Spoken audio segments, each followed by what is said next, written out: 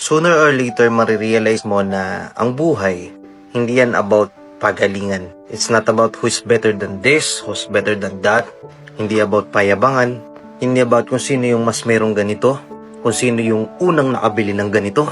Balang araw, marirealize mo na kung may isang tao ka na dapat yabangan o dapat higitan, yun ay sarili mo lang. Wala nang iba.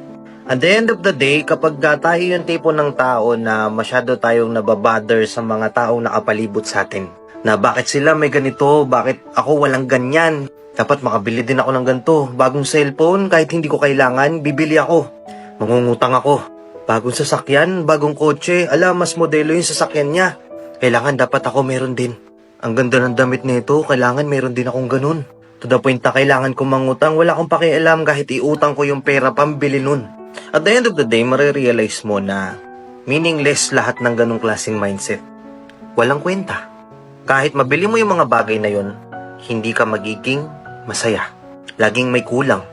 Kasi ang reason kaya mo binili yung mga bagay na yun, hindi para sa sarili mo, kundi para may maipagyabang ka sa ibang tao.